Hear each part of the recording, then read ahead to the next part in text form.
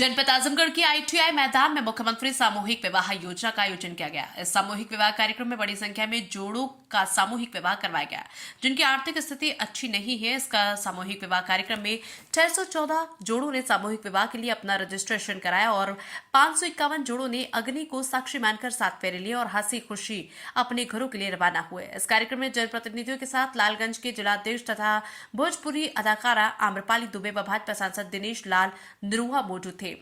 मुख्यमंत्री सामूहिक विवाह कार्यक्रम में शामिल हुए। प्रति जोड़ पर 51,000 रुपए प्रति जोड़े पर खर्च किया जाता है, जिसमें लड़की के खाते में 35,000 रुपए RTGS के माध्यम से भेजी जाती है, जिसमें प्रति जोड़ों को 10,000 के सामान में साड़ी, सूट, दुपट्टा, पेटीकोट, भावर हेतु फेटा, चुनरी, पेंट का कपड़ा, बिछिया, चांदी 10 ग्राम से 70 ग्राम, पायल 70 ग्राम से 70 टंच, dinner set, pressure cooker, trolley bag, श्रृंगारदानी, सामान से भरा हुआ घड़ी आदि दिया जाता है। वहीं इस कार्यक्रम के दौरान 6,000 रुपए खाने पीने, टेंट एवं अन्य व्यवस्थाओं पर खर्च किए जाते हैं।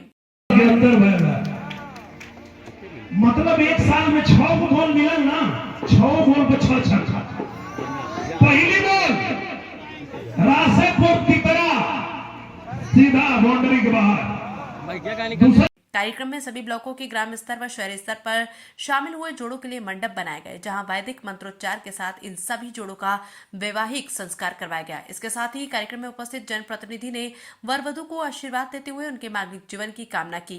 कार्यक्रम में पहुंचे भोजपुरी कलाकार आम्रपाली दुबे ने लोगों को वैवाहिक जीवन की शुभकामना देते हुए कहा कि लड़की के माँ बाप को पता है कि उनकी बेटी शादी बहुत अच्छे से संपन्न होगी, तो उन बच्चों को पढ़ने को लेकर भविष्य पर ध्यान देना होगा। वहीं इस सामूहिक विवाह कार्यक्रम में पहुंचे आजमगढ़ के सांसद दिनेश लाल निरुआ ने कहा कि सरकार की कोई भी योजना लाभ छूट न जाए, किसी भी व्यक्ति को कहीं से भी लाभ मिल सके, ये सामूहिक विवाह योजना है। मुख्यमंत्री द्वारा जिसे खोजकर उनका सत्यापन के उपरांत 551 जोड़ों की शादी हुई। ये मुख्यमंत्री की सोच है कि बेटी जब पैदा होती है तब से लेकर उसके विवाह तक हर कदम पर सरकार उनके साथ खड़ी है। जनप्रतिनिधि भी चाहते हैं कि हर कोई भी व्यक्ति सरकार की योजना का लाभ उन तक पहुंच सके। अब जब ये आश्वासन लोगों को मिल रहा है, पिताओं को पता है, माता पिता को, कि हमारी बेटी की शादी बहुत अच्छे से संपन्न हो जाएगी, तो जो पहले दिन से वो ये टेंशन लेते हैं कि बच्ची की शादी कैसे कराएंगे, अब वो बच्ची को पढ़ाने पर और उसका भविष्य और उज्जवल बनाने पर ज्यादा फोकस करेंगे।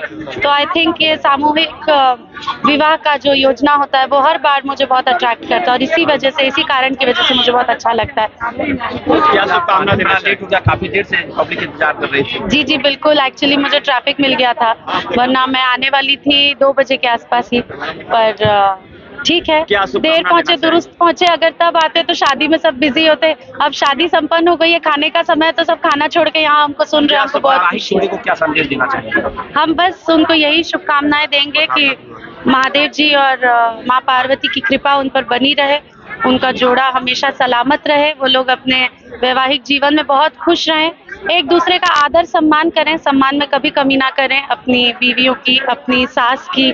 मैं लड़कियों से स्पेशली कहना चाहूंगी कि अपनी सास को अपनी माँ की तरह माने, और लड़कों को और उनके परिवार को कहना चाहूंगी कि एक लड़की अपना पूरा परिवार छोड़ के आई है तो उसको प्यार दें, सम्मान दें। बस यही कामना करूंगी कि वो खुश रहें।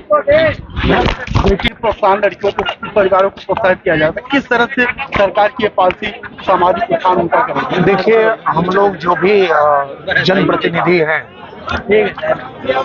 चाहे मैं हूँ, हमारी वंदना जी हैं, हमारी नीलम जी हैं, हमारे जो जिलाध्यक्ष हैं, हम लोगों का एक ही उद्देश्य है कि सरकार की कोई भी योजना का लाभ छूट ना जाए। आजमगढ़ के किसी भी व्यक्ति को अगर कहीं से भी कुछ लाभ मिल सकता है तो वो लाभ हम लोग उनको दिला पाएं, इसीलिए हम लोग यहाँ हैं। तो ये जो सामूहिक विवाह योजना का जो लाभ है मुख्यमंत्री जी के द्वारा जो मिलता है, उसको हम लोगों ने पूरे जिले से खोज के और उनको सत्यापन करके और 551 बेटियों की और बच्चों की, मतलब 551 जोड़ों की शादी आज यहाँ कराई गई, संपन्न कराया गया।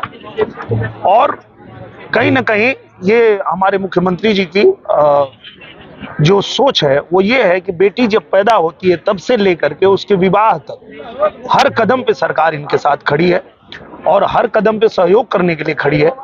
और इसीलिए हम लोग भी चाहते हैं कि कोई भी अगर व्यक्ति है और वो सरकार की योजनाओं का लाभ लेना चाहता है तो हम वो लाभ उन तक पहुंचाएं। Thank you sir. Thank you.